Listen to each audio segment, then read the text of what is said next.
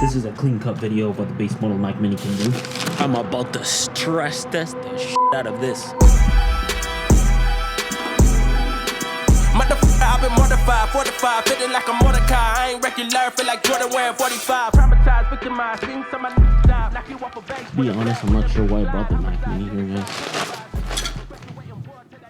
It's not like I'm looking to replace the Mac Studio with it. I think more than anything, I just like using Mac Minis to keep up with software development stuff. I did set this whole thing out to practically mimic my entire M1 Pro MacBook Pro workflow. But the only issue is that because the base model Mac Mini comes with 256 gigabytes of storage, well, I couldn't fully copy all my data to it. Don't waste your money. As long as you stick to the base model, the Mac Mini is possibly the best computer out there when it comes to price to performance.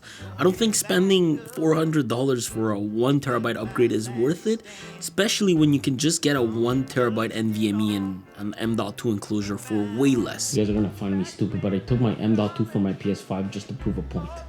So this is a U-Green enclosure, okay, that I bought on Amazon, and this is what we're gonna be using to expand the storage of the Mac Mini. I'm not making you guys pay $400 for storage when you want 1TB out of your Mac Mini. Just use this. Let me just try to install this in here. Thought I heard it so, to up and leave this town. Head out west, they say, maybe California. Bam, storage solution.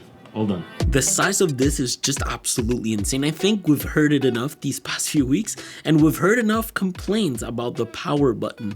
I honestly couldn't care less about that. I almost never turn them off, especially because power consumption on something like this is so low. And I think there are bigger things to complain about, like their pricing models. With 16 gigabytes, I was expecting it to come with 512 gigabytes of storage out of the box. I mean, I couldn't even copy my entire MacBook Pro workflow into this because of that. $400 for a 1TB. And in Canada, it's actually worse. It jumps from $799 to $1,299. Wait. Look, here's what we're gonna do. I bought a few goodies that are gonna help me connect this to literally my studio work setup. You guys really wanted this video, so I'm about to stress test the shit out of this computer. I'm gonna replace my custom PC with it. Don't do this, but transporting this thing is a joke. You know what I truly wanted to do with this? I wanted to use it as my Linux server. I've been working on a Linux server setup with a custom VPN and a web dashboard for the office for about a year now. And because of its size and memory efficiency, I wanted to use it for the studio. But my biggest issue with that project is that you can't run Ubuntu on bare metal. I think the only thing that can be viable is Asahi Linux. However, at the moment, they only support the M2 chip. If I could only run Ubuntu straight out of the box on this new generation of Mac Mini, it would be absolutely insane. I'd hook up some external M.2s to it and treat those devices as our networking storage solution for the office. It'd be lit instead of having this massive server computer here. I think I've told you guys, but my setup is a bit broken. Like the Hue LEDs are sort of broken. They flicker from time to time. And my audio setup just doesn't work. So I bought proper audio cables so I can properly hook the Mac Mini completely to this setup and everything will work accordingly. And I bought a U-Green adapter so I can connect all the USB cables that are part of my setup. Anyways, HDMI and HDMI to USB-C in case I needed it, but I don't need it. Here you go. Turn on everything. I'm not quite sure how ready I am for this, mainly because properly testing the Mac Mini implies that I replace my custom PC with it. F it, I'll do it. Here we go. So here's what this Mac Mini is powering. 2 ultra-wide monitors, one at 34 inches and the other one at 40 inches. One plugs via HDMI and the other one via Thunderbolt. My whole entire audio setup and my peripherals, which by the way, I had to get a separate dongle to be able to connect them all. With this, I connected my mouse, keyboard, Kingston dock, the webcam, my audio interface, and here's where I started regretting my comment earlier on about the power button. Yeah, everything's connected. You remember when I said that the power button wasn't a big deal and that I didn't care? Well, I care now. I care. God damn it. How am I gonna turn this thing on? Alright, that is not practical. So the Mac Mini practically runs this entire operation. Remember guys that the back ports on the base model are Thunderbolt 4 and the front ports are USBs 3.2. I'm so happy they decided to keep the Ethernet port. I don't know if that's a legitimate concern, but I would be very bummed out if they would remove that because I pretty much plug everything. Every major machine in this studio is plugged via Ethernet. If you guys are wondering, that's my switch box and all the major computers connect literally via Ethernet right there. Heck yeah, we are good. Anyways, I'm gonna finish setting up this computer properly because like I said, not all of my apps properly transferred. And based on what I know about computers, we're gonna properly stress test this baby and literally just do what I do every day with them. Sorry, I got carried away with this whole process and I forgot to plug my M.2. At the time though, I had to disconnect the webcam, but I realized the Ugreen adapter had a USB-C port on the side, so I connected that there. Anyways, I did format it in APFS so I could eventually run apps from it. Plus, according to an article I read, for the fastest speeds, it's always good to format in APFS. Between the internal storage and the external storage, the read and write speeds were really impressive on my M.2's behalf. Considering it lives externally and I was using a Thunderbolt 3 cable, I did run it with a Thunderbolt 5 cable and it didn't change much at all. That day I think I spent a couple of hours setting up everything exactly to be like on my custom PC, with the benefit of the Mac Mini being that I can easily install my coding tools within. Really, I just spent that morning mimicking my entire workflow so I could properly use it and show you what this is all about. When it comes to the creative part, especially the static assets, everything works super well. Actually, even opening heavy video files quickly to review them on the Files app works like a charm. I did want to post about my process with the Mac Mini that morning, so I wanted to get some photos done so I could quickly edit them on Lightroom and upload them. So here's how that workflow went.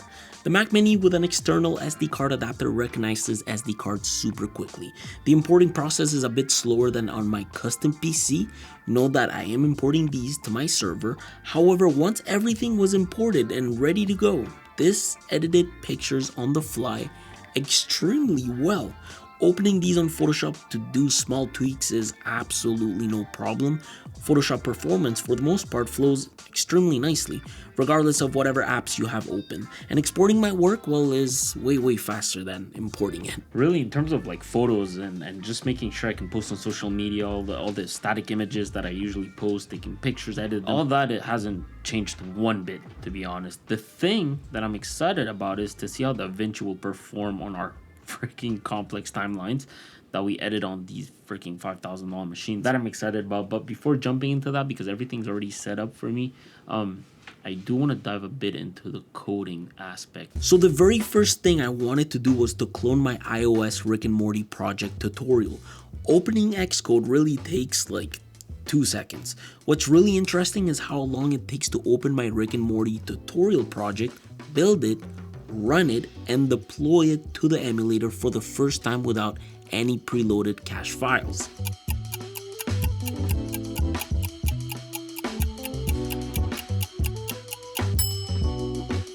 That deployment process happened with a bunch of these apps open running in the background. The emulator, I will say, is a tiny bit laggy. I think a machine with more RAM would fix that. I mean, you can see that straight away within the activity monitor. 24 gigabytes of RAM could be beneficial. As I was filming this, I didn't think it would be that necessary until I spent some time coding with it to see how it would behave. Look, I had a bunch of Chrome tabs open like every other developer.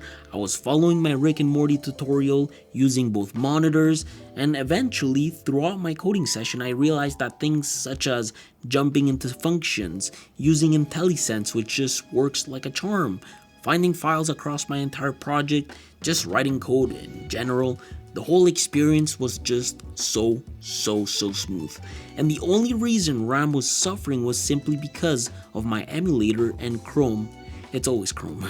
Honestly though, really happy with the way Xcode performs. I really like how this workflow was going until I decided to redeploy my app and well, I ran out of memory. So I've run out of application memory. You know what's interesting though is that I've been coding and nothing has been lagging. Everything's been pretty smooth. I have a bunch of tabs open, a bunch of apps open. Literally, I lost track of how many apps I have open. but I've run out of application memory, but no lags whatsoever. Interesting. I think the Xcode encoding test was successful as long as you close these unrelated apps that don't necessarily pertain to your workflow, which is what I did before jumping into some slight AI development. Next test I want to run, I want to do something with Ollama and AI. So the cool thing is that I found a tutorial by Network Chuck. So me, as a regular Mac Mini user, I am looking for tutorials to learn about AI, okay? I'm just putting a real world life scenario, and I have apps like why not VS Code open, Discord talking to my friends, Google Chrome with a bunch of tabs because I'm doing tutorials and trying to understand stuff, iTerm 2 for my terminal, Spotify running whatever podcast in the background, Superhuman, which is my mailing app, and I want to do this at the same time while all of that is open. So I spent this whole time trying to install Ollama to run locally on my PC.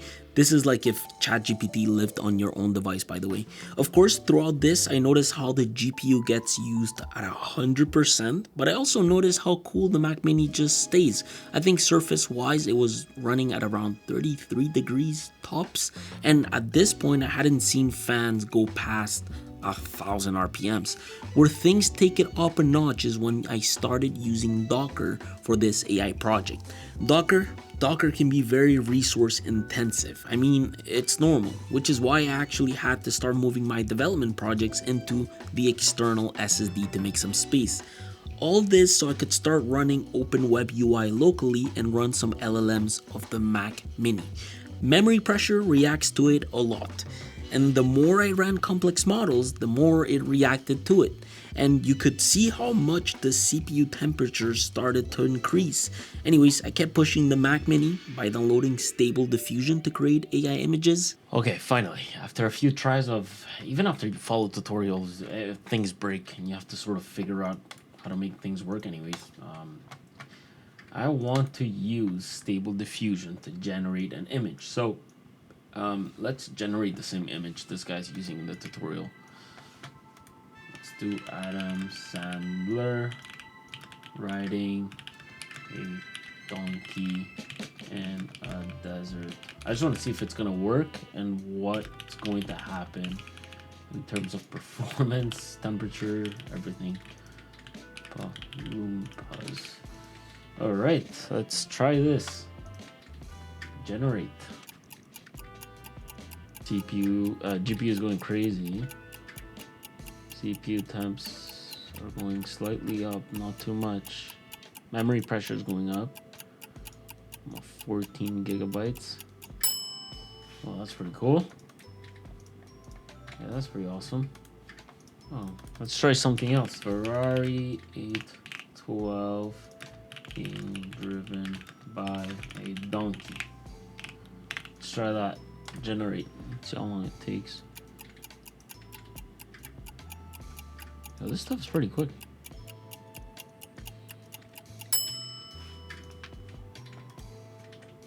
I don't see the donkey, but this is pretty awesome. This is pretty fun. I made it crash. It crashed. I wasn't expecting this right now, but it crashed. I mean, it makes sense. I still have all the freaking LLMs running in the background, and oh, it really crashed. Turned off on me, actually. I think it's restarting. I went to my Windows PC. I told you guys I would abuse this computer. Yeah, I think I pushed it too much. Man, it really crashed, bro. Like the Mini? Yeah, it made it crash. Oh, restarted. Computer restarted because of a problem. Look at all the amount of things that's opening literally right now. Okay, let me explain quickly. Okay, I had so many things open. I really did have so many freaking things open. And I decided to open DaVinci and open this massive project we were working on. And that's when it decided to completely crash. I opened the timeline and it just froze, and that was it.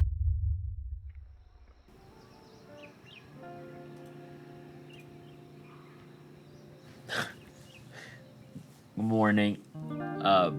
Yesterday I made the Mac Mini completely crash. I mean, it was bound to happen. I had everything open on that machine, and I tried to open DaVinci, and DaVinci just eats RAM. And well, there wasn't enough RAM, so RAM was trying to borrow from storage. Storage had nothing to give. What do you guys expect? Obviously, it's gonna freaking crash. I don't want to go through that today. That's the last thing I want to go through today because I'm editing this very video that you guys are watching on the Mac Mini today, Friday. And I need to get it done because this is probably coming out on Sunday and I don't want to go through the hassle. So I'm going to be moving the Vinci into the external storage and I can work at peace because I'm going to be implementing the same exact workflow that I use on my $5,000 custom PC.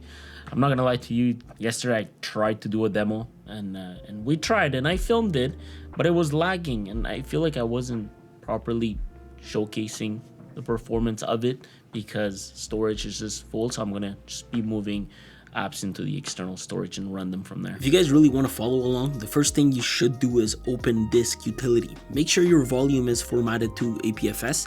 This allows for the external storage to run apps off of it. And really all you need to do is to find the app you want to move and copy it into the external drive. Once that's done, you can delete it from your applications folder and give it a try by running it off the SSD. When I did, I realized for me nothing changed. My projects were still loaded in here and they ran fine. The only bad news for me is that this whole process had barely saved any room, so I had to spend some time trying to find ways to optimize space. I use Clean My Mac, and no, this isn't a sponsored segment. I've been paying for my licenses for the past 3 years. I use it because it helps me get rid of junk, easily uninstall apps. I got to see which apps I could maybe move to the external drive, which is why I moved the entire Adobe ecosystem to it. You don't need Clean My Mac to do any of this, but it saves time on my end. At least with this, I can work at peace and get a bit more memory when needed. So I worked off of it. Just know that even though your apps now live on the external disk, applications are loaded into RAM, so the performance is very, very similar. The DaVinci performance, it's really good for the most part considering the type of videos we edit.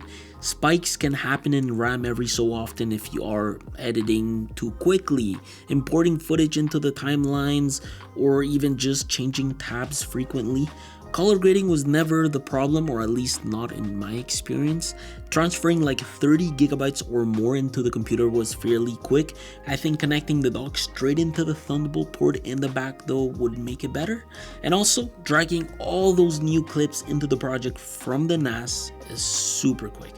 Overall, these are the types of things that can spike your memory pressure, and you might get RAM warnings if you have too many things opened at once. Look, I edited for a while on this, okay? And while I was doing it all, the temperatures were fairly healthy. The performance the Mac Mini was delivering was, for the most part, great.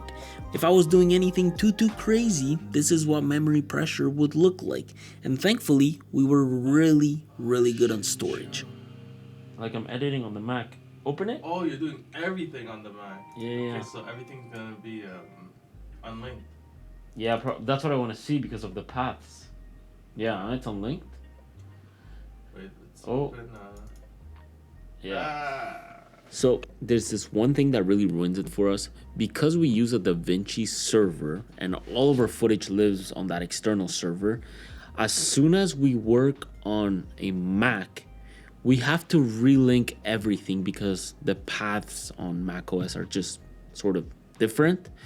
And then it leaves the Windows PCs with no paths at all. Like it doesn't understand those paths. So now we have to relink on Windows, and then I can't keep working on the Mac Mini.